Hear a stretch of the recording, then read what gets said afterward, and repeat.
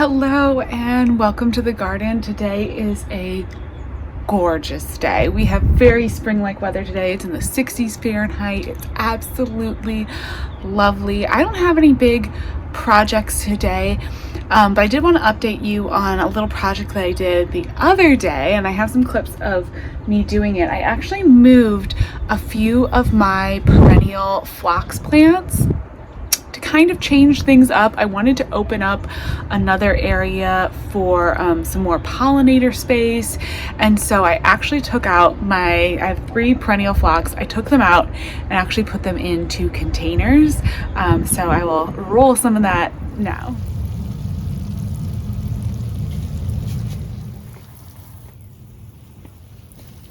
Hello there, welcome to the garden. Just out here watering. We're gonna have a couple nice warm days, so opened the greenhouse back up. I had to keep it closed for a couple days because we were having so much wind, but so many things are starting to really sprout. The container lettuce is coming up, my spinach is coming up, which is really exciting to see. It's starting to feel like things are really growing. I'm kind of debating putting a few perennials in containers, and that's what I'm out here trying to decide. I have my phlox, which is like one of my absolute favorite things in my garden. I absolutely love this bubblegum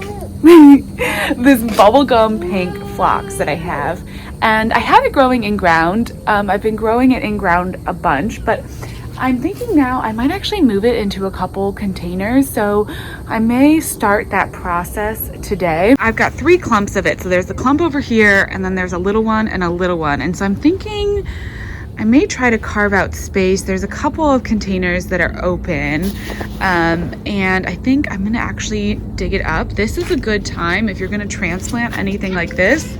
This is probably like the best time of year to do it. Look, I still need to fix the corner of this raised bed. I need to get out and do that. But yeah, this is the time of year to be transplanting perennials. So I don't know, I'm just having a feeling that I want to have some more of these perennials in containers. So that's on my project list, and I may go ahead and do that. I'm not, as I said, I'm not entirely sure yet, but I'm trying to plan for this year. I'm trying to plan out my containers a little bit, and I thought it would just be fun to change up these in-ground plantings. I have so many of those milkweeds started from seed that I'd love to do like a bunch of milkweed in that corner, and that phlox really takes up a lot of space. So I figured I can just pop it into a container, and then it won't take up quite as much room, and we'll be able to do more with like the milkweed and all of that. So that's one of my thoughts. For today, kind of just always changing things up. We got cows out here in the garden as well, but yeah, I like to always be changing the garden, and so it's fun to add different things and change things. So I've identified 3 containers for the phlox to go in. This one that's empty right now currently doesn't have anything, and then I've got another one here that I could put one in, and then I will put another one, the bigger one, in this container, which is slightly bigger. And I think this will be perfect. This cabbage needs to come out anyways. As you can see, it's not heading up into a cabbage. It's gonna start bolting and flowering soon, so I will just pop that out. And I think this will also be a perfect location because I'll have 1, 2, and then 3, and that'll be a really nice look, and spread them out over the garden. And then I'll have space to plant in some of those other perennials that I started from seed in ground, where they'll do a little bit better anyways. So I think this is going to be a good plan. And now I just need to dig them up, pop them into the containers, and it should be as easy as that. This is kind of how gardening goes for me. If you've been around here a while, you know I just always end up moving things around. I just like to, I don't know, I like to change things up. And these are kind of my favorites. I do really like the phlox, so I think it'll be fun to have them in the pots, and I can also give them really like full sun, and they can get kind of all of the best treatment, basically get them in all the best places. And yeah, that's always good too. The nice thing about containers is that you can move them around, and so if a plant isn't doing, you know, so great in one spot, it's so, you need more water? Okay, I'll get you water in a second. You know, it's really easy to just move them into a place where they can do really well. So I am just gonna go and get those plants moved around.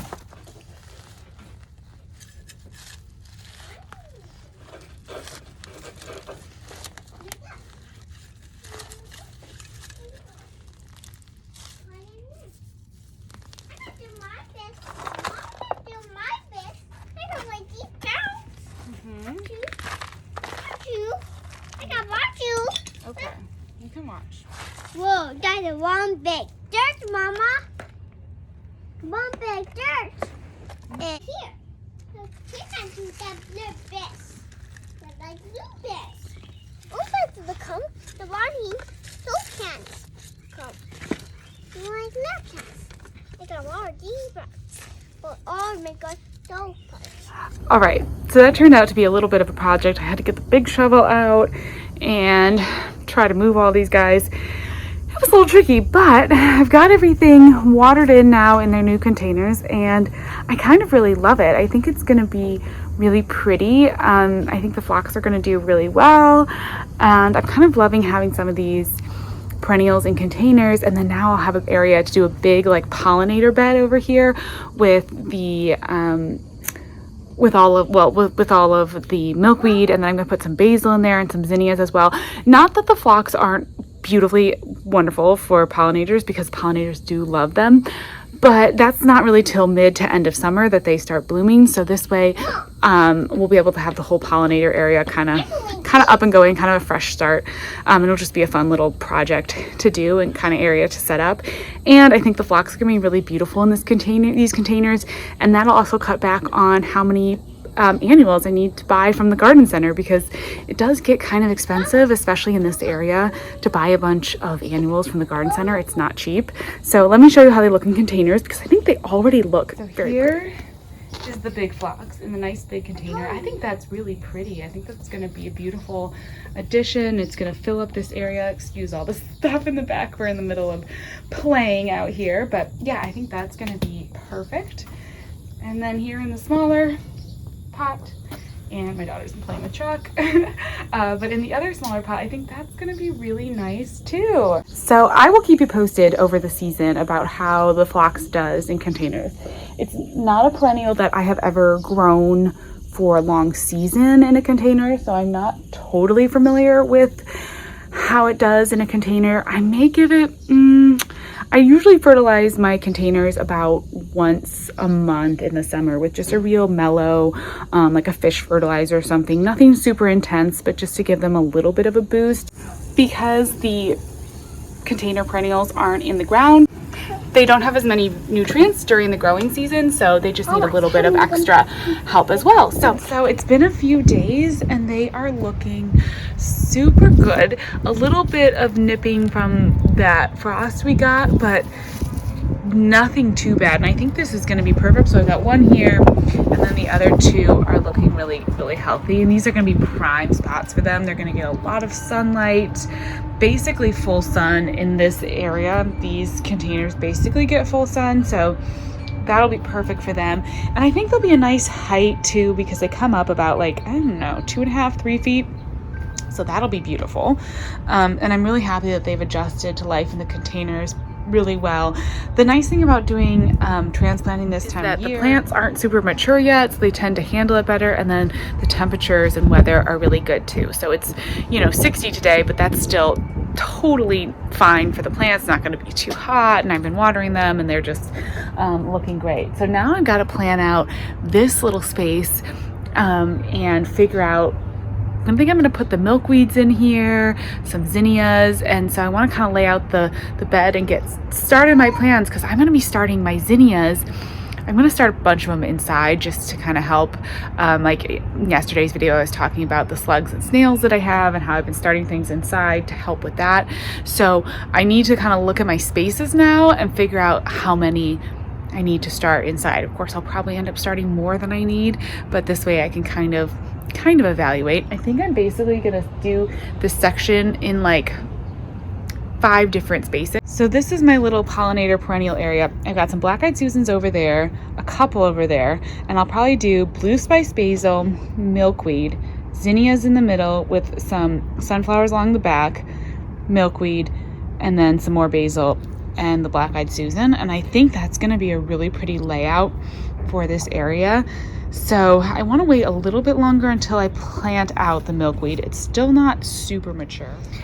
Here is the milkweed, and as you can see, it's not quite ready for transplant. It's just getting their first sets of true leaves, so I'll probably let those really develop, and then once those are really developed, then I'll go ahead and transplant them. You can also see a little bit of these little seedlings on either side, the little fluffy ones. I don't know if you can see those. Those are actually, I think, some of the Indian summer rudbeckias that got moved over into this area, like an accidental seed sowing, but that'll be fine too. I'll just let those live with the milkweed and that'll be great. Indian summer rudbeckia is, or not, it's not rudbeckia. Yes, rudbeckia. Sorry, I had an echinacea rudbeckia moment. Rudbeckia is a really pretty black-eyed Susan. It's just these really big, full, fluffy flowers. It's gorgeous. I probably will stick a little bit of milkweed over in the other kind of in-ground planting areas that I have. I may pop a little milkweed right here where I had one of the phlox. And then I do have some echinacea in this area. And so I had a phlox in that space as well. I moved it. So I'll probably put a little bit of milkweed in here as well.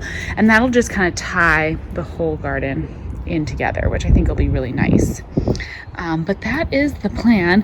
I do really like having perennials in containers, and you know, it's I may go ahead and plant them into the ground again at some point, but for now I think they're going to be a really pretty addition. That big full pink will be really beautiful as the summer gets going,